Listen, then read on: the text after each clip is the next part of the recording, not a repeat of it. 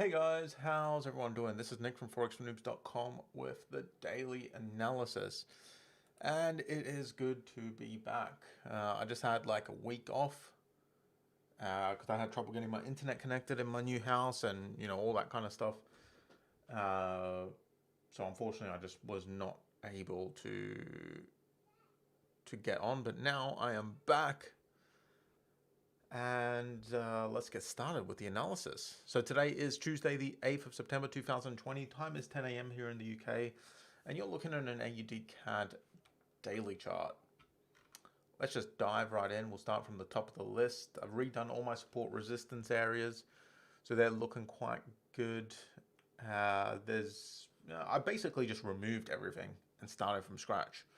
So the support resistance areas are literally brand new. So yeah, let's just dive right in. AUD-CAD, I'm not really seeing much here right now because price is currently sitting in between two support resistance areas. So there's not much opportunity there for a trade as far as I'm concerned. So AUD-CAD, nothing going on. AUDJPY, similar scenario, sitting between two support resistance areas. I mean, if you wanted to be short already on AUD-CAD and AUDJPY, or I mean, not if you wanted to be short already, but if earlier in the week you took a short trade, or last week rather, you took a short trade from here, then it would be going great and you'd be in a good trade. Okay. Well, my internet just dropped out, guys. I don't know how that happened. Just dropped out there for a second. Great timing. Internet's been perfect in this house ever since I moved in, and right at the moment that I'm doing a webinar, it of course drops out. That's great. But, that's life, isn't it? Let's get back into the analysis. So where was I? I was asking if any of you guys are on in AUD-CAD or AUD-JPY shorts, because last week there were short trades here. They were quite obvious, and I'm wondering if any of you guys are in it. There's no potential setups right now, but oh, you're short? Nice.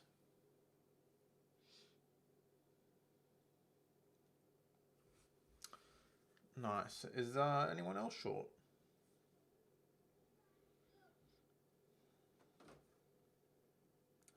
You're out in Devon. Are you there on holiday, or because I thought you were from Leeds?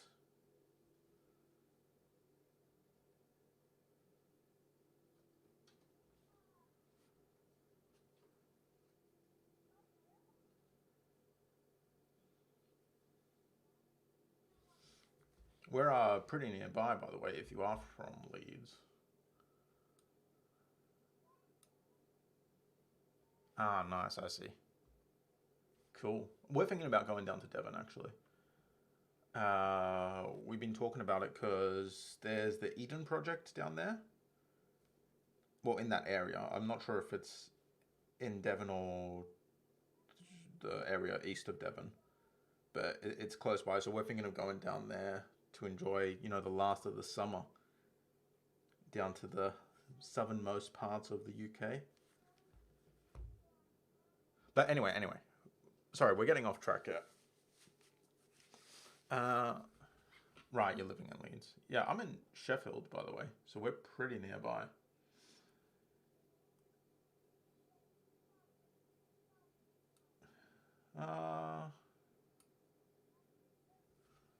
Yeah, just refresh, Colin. My charts. Yeah, I would just refresh, but anyway, yeah, let's get back into the analysis. So some of you are short on AUD-JPY. That's good to hear. Looks like a pretty good position. AUD New Zealand. I imagine some of you are long on this one, but there's no current setup because the long trade's already triggered. So there's a bunch of triggered trades here. I'm going to mark this one green, even though I'm not in it, because at least one of you are in it, but I assume more of you are. So that would be the AUD-JPY short, just so we can keep track of it and see how it plays out. Right, so moving on to AUD-USD. Again, I'm not really seeing much here. You could have been short here from last week. So it looks like there was a bunch of good trades last week that I missed out on because of the move. But is anyone short on AUD-USD? I can't imagine no one's short on it, so I'm just going to mark it. But I'll unmark it if no one is short. CAD CHF, yeah, nothing much there. CAD JPY, there's nothing much here either. It's just not quite at the resistance area, so there's nothing that I would want to trade there. Euro AUD, similar situation. It's not at resistance or support. It's, yeah, there's just nothing there. Nor is there on EURGBP. Euro CHF, this one's breaking through resistance, but there's no clean or clear setup here that I can see. EURGBP, this is another trade that would have been triggered last week, so you should already be in it. This one's going really well. This one bounced from this support area here. Is anyone long on EURGBP?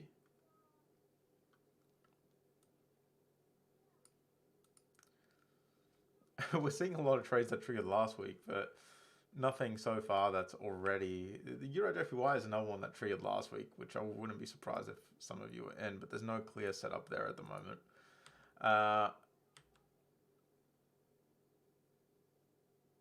Long on EURGBP. Wow, you're on a roll. You're taking some good trades there, man. Ooh, GBPCAD. Interesting. GBPCAD had a big gap down on Monday, and now it's stalling out heavily on support. It wouldn't surprise me if this one turns around from the support area, but it also wouldn't surprise me if it breaks straight through. So this one's at kind of like a deciding point right now. It's sitting on support. It barely made a new low today. I think there is a possibility that this is going to reverse from here. So I'm going to keep an eye out for a reversal, but, you know, it's still very early stages on this one. We would need today's daily candle to close, and then we can see what happens tomorrow. So don't get too excited for that one. It's a potential coming up. All right, this one's a bit of a long shot too, but GBPJPY is dropping quite quickly to support. Now, you could be short in here from last week. Again, there's a lot of trades that happened last week, so short from there, you could be in that trade. But price is fast approaching a support area. GBPJPY is in a bullish trend overall. It's above the 200 moving average, which is a pretty nice sign that would suggest that it's trending up. You don't really need the 200 moving average to tell us that it's trending up, because all you have to do is zoom out. All you have to do is zoom out and see the pretty big bullish trend here. Now, the reason I'm talking a lot about this bullish trend is when it hits this support area, it could turn around and go up in line with the bullish trend. So I'm going to be keeping a close eye on GBPJPY for when it hits this support area. It looks like it's approaching it quite quickly. So that could be it could be an interesting setup there. GBPUSD, very similar to GBPJPY, almost a carbon copy. You could have been in this trade last week as a short. If you're in the trade, that's great. It's fast approaching support. Once it hits support, you might want to consider closing out that short trade, because there could be strong potential for a long trade from the support area in line with that bullish trend. So let's keep a close eye on that. This is even closer than the GBPJPY is to support.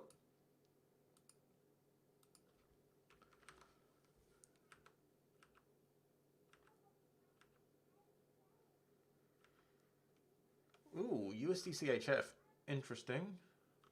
We're getting a pullback to resistance.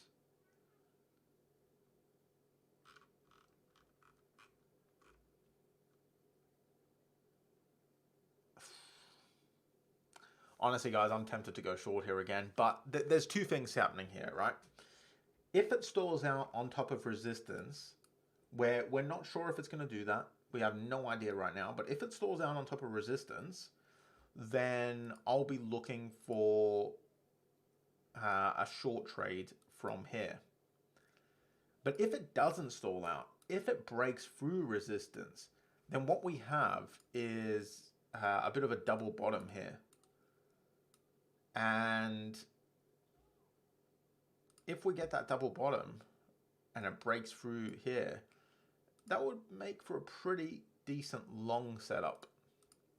Now, ideally for me, we just get price stalling out on resistance and we go short, because I'm not a big fan of trading double bottoms or double tops, but I'd rather trade this. I'd rather trade short in line with the overall trend. It's also a bit of a range that we have here, so it's in line with the range.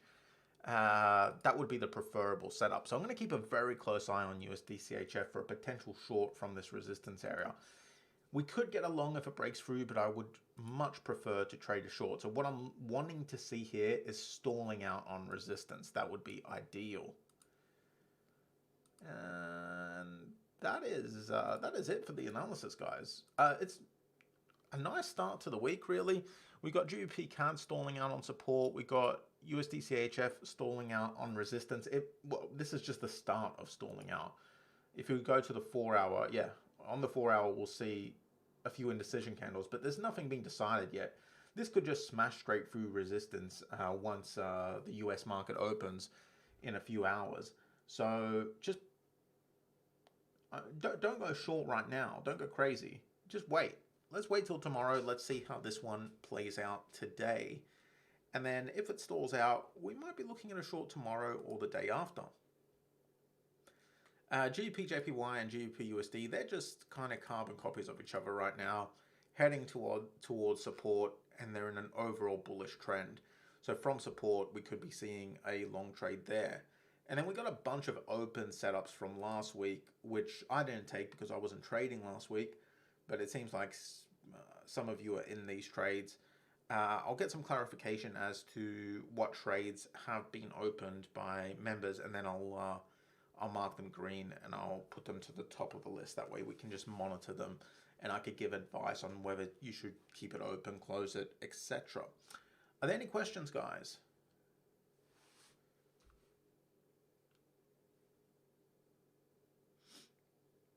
You're long on EURGBP.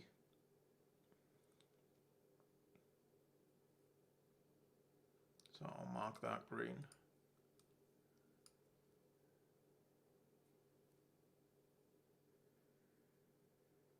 AUD New Zealand long.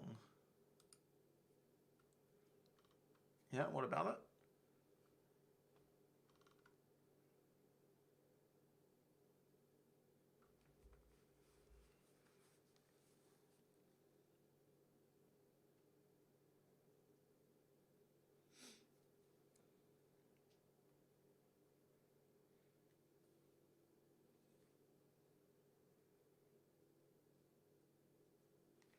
Oh, you're long. You're just telling me you're long. Okay, cool. I thought you had a question about it. Yeah, that's a good long trade too. I'm glad to see that you guys took all these nice setups while I was gone. It's very nice to see, and they're going well. You know what's not nice to see? That the week before, the 2 weeks before I was away, the trading was pretty crap, and now the week that I go away, all these amazing setups form. I missed so many good trades. I'm so sad, but you know, that's just trading. Whatever. We've got some good potentials coming up, so I'm not sure. I haven't got my. I'm still long on oil, so it doesn't really matter to me that much that it's pulled back.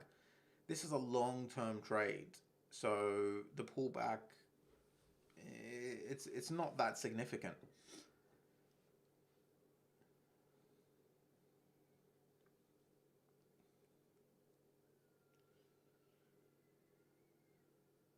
You just got to think of these kinds of trades as something that you're going to be holding for weeks. If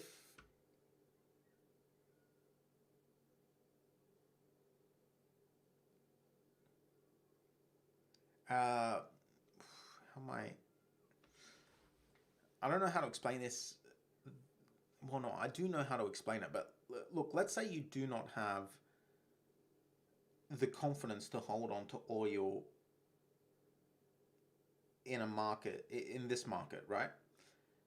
You could just look at buying some longer term oil stocks or futures or whatever. I honestly, I don't really know that side of trading that well, but you could look at it more from an investing perspective than a trading perspective. If the trading side of things is not something that you're that comfortable with. And also, you know, a lot of this will depend on your rollover rates from your broker. So you can look at it more as an investing thing. I think long-term oil is bound to go up. So I'm just holding on to it over the long term. I have a lot of flexibility in my stop loss with this because I went in with reduced risk from the start. I'm just going to hold on to this for now.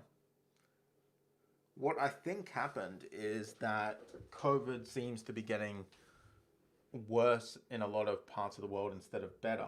It was getting better, but now we're seeing a resurgence. So it's obviously going to have a big impact on oil.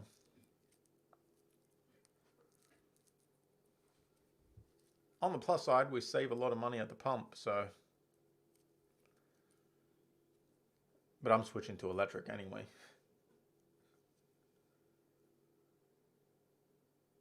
Are there any other questions, guys?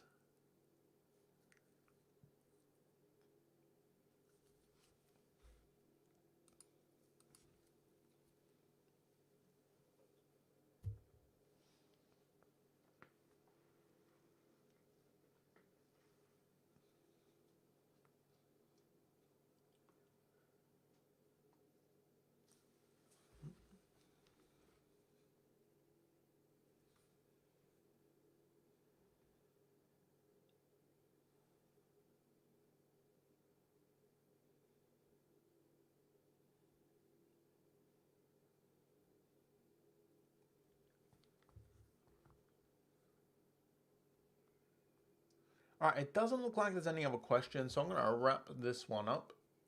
Thank you guys for attending. It feels like I've been away longer than a week, but it's only been a week. But yeah, thank you guys for attending. I'll catch you for tomorrow's analysis, which is going to be a little bit later. It's going to be at around 1 p.m. The time tomorrow is going to be a bit flexible, actually. I might not make it for 1 p.m. We will do a webinar tomorrow, even if it's an evening webinar. Just got to figure out exactly when it's going to be, but it won't be at 10 a.m. I can tell you that much. I got some final things to do in the old place, the old house. So I need to be over the other side of town for that stuff. So I'll be gone until I'm not sure what time. So it will probably be around 1 p.m., 2 p.m., something like that. I'm setting it for 1 p.m., but the time may change. Just giving you guys a warning about that. And Thursday's webinar is going to be at 10 a.m., the normal time. So yeah, thank you guys very much for attending, and I'll see you for tomorrow's webinar at some time, like 1 p.m. maybe. Thank you, and bye.